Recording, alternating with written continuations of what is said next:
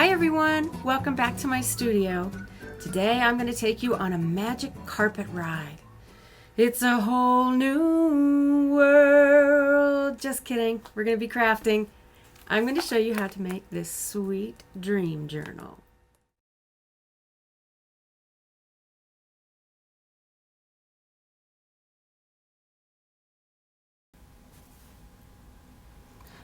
When I first started dreaming up this journal, my mind was picturing something that could be stitched together on one side, but also something that could be opened up and be able to fit a pen or pencil in. So this is my dream journal.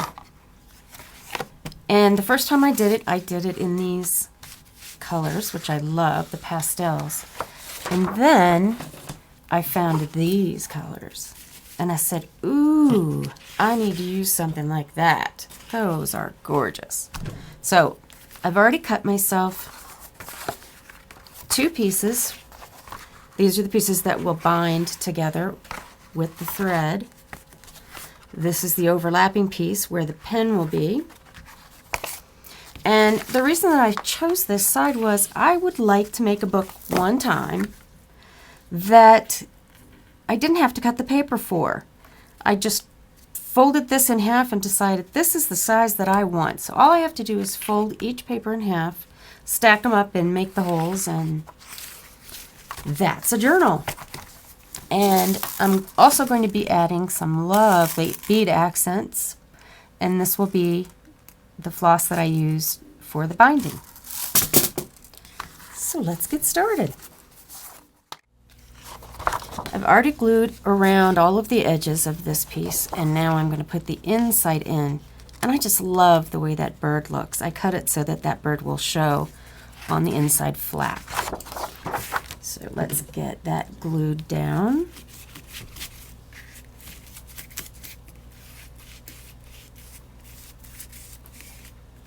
I'm going to go kind of close to the edge, or all the way out to the edge. That's okay too.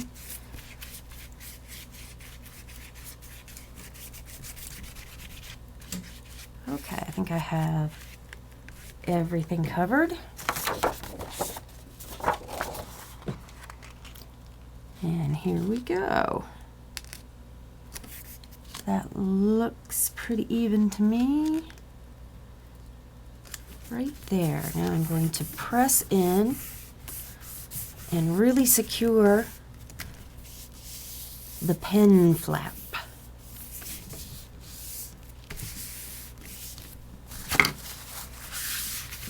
And I'm going to squeegee a little bit to get any pockets of glue to come out to the edge.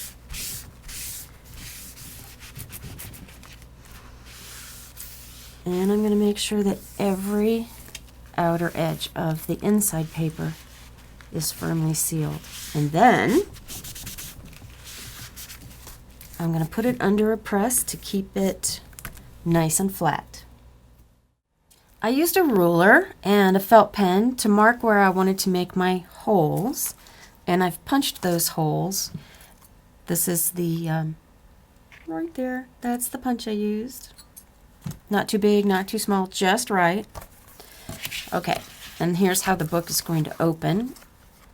Let's see, I want it to go this way. So I'm going to flip that over completely, line up the holes, make sure that they're matching up, and then I'm going to take a pencil and draw the holes for the next one.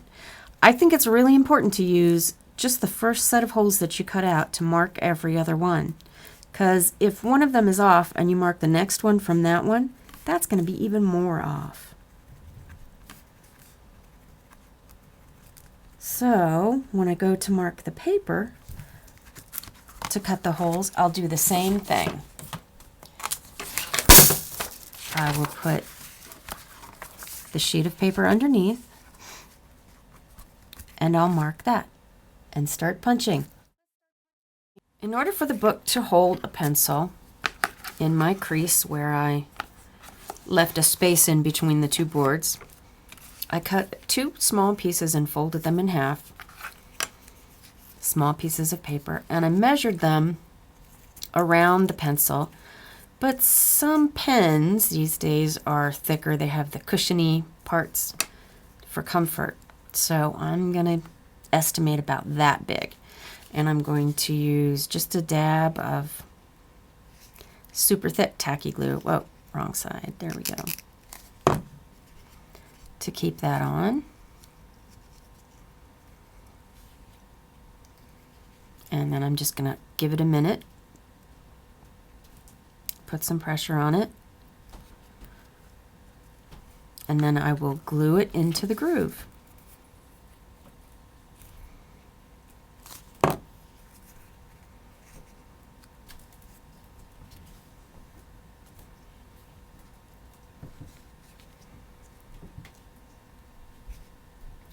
Give it a minute. The fold goes up because you have less of a chance of catching a pen on it. And you could fold either side actually. This side is the double edge there, and that side is the fold. So I want to make sure that that goes up. All right, so let's put that aside. And we're almost ready to assemble. It's time to start putting the book together. You can see that I have punched all the holes in my white paper, and I have 2 wires that go all the way through to help me keep it lined up as I go.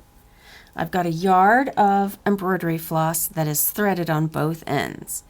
And the idea is to lace it up like you would lace up your shoe. But I'm going to be adding beads every step of the way. Okay. We'll start with this one. I'm going to put 4 beads on. This needle has a very narrow eye so that this size bead can slide over it. But it also has a kind of a blunt end. Oh, that one's not going to go. And that's good because we don't want to tear the paper up. And pink. Okay. Now this one is coming from the bottom, so I'm going to go up to the next one and go down through.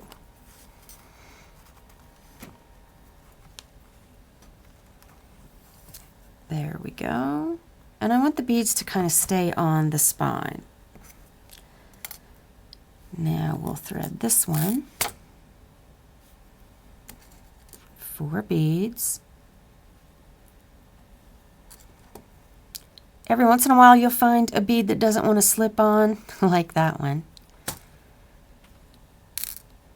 So you just find another one. There are going to be plenty. Okay, now this time I'm going to go through the underside of that second hole. Where I just went down through, I'm coming up through.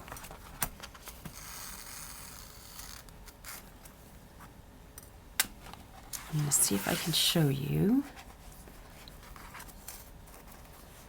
There's your first stitch.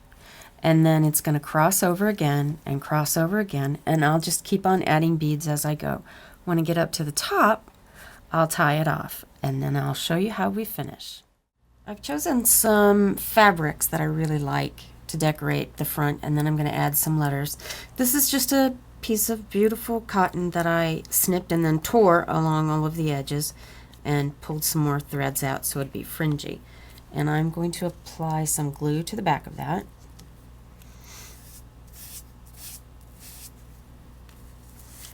I'm working on a plastic surface so that it's going to be an easy cleanup. And that is about where I want it. So I'm just going to smooth that down.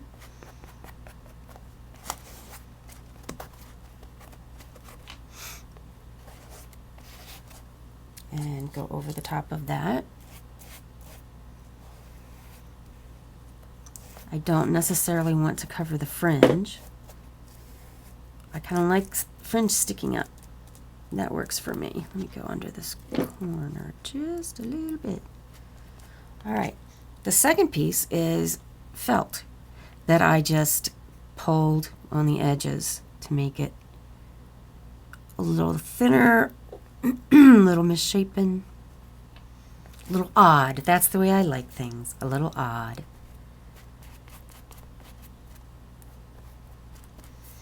All right, now I'm going to place my letters.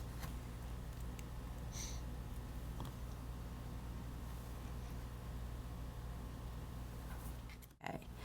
What I want to do now, you can see I still have both ends threaded. I want to put on some more beads, and then I have a little ceramic piece that I want to add onto the end of the strings before I cut them off. Here's something kind of exciting. I was using my heat tool to dry some glue over here, and all of a sudden I started getting this really cool effect with the felt. I'm going to see if I can get some more of that going on. Wow.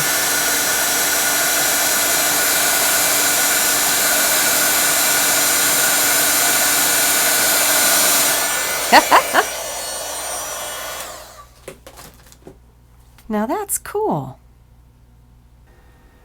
This project was a real adventure, and I was thrilled to find out about the felt and the heat gun and the Swiss cheese holes. That looks really cool.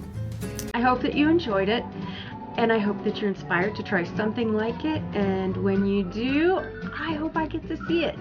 You can email me with pictures and stories and whatever you want, Candace@cooltocraft.com. And stay crafty, my friends.